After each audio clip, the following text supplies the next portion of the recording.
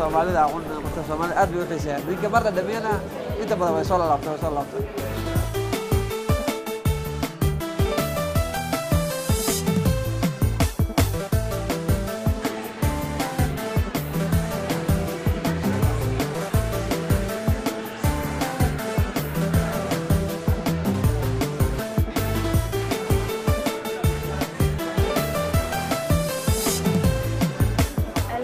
Somali food for two reasons. So, one, I love how it's cooked. It never changes. As in, it has that.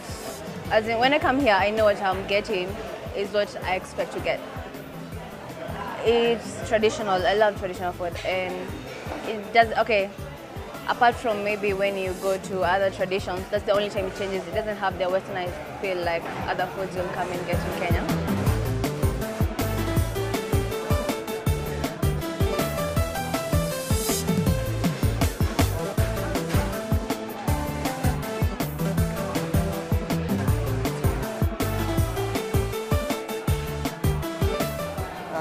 cuntada quality-geeda ayadana wixii maanta lagaga bartay bari in lagu yimaado bisha dambe lagu yimaado sanadka dambe lagu yimaado dadka waxay jecel yihiin meel nadaafadeeda ay heer sanad waxyaalaha ugu weyn oo anaga aan ku dadaalnaa waa xagga nadaafadda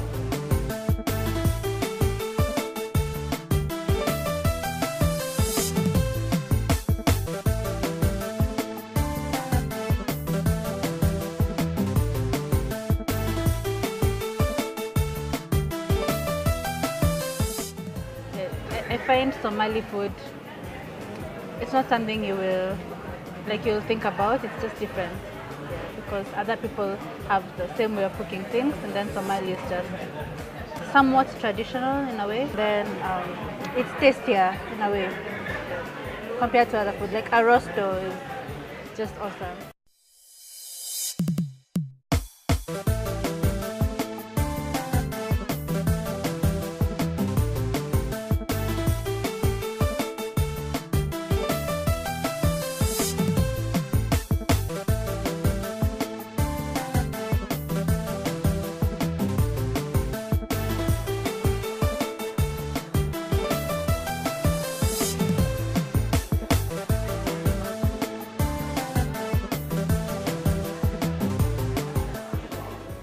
dhahaan ama anaga lagu dhahan idinka markaad cuntada dadka siisaan qayb fiican aad siisaan macnaha ama portion fiican ayaad siisiin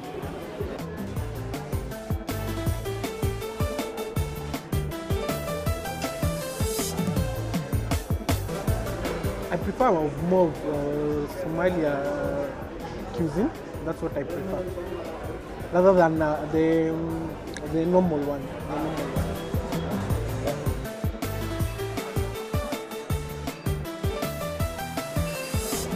Tasty. Yeah, I just like it. It's tasty.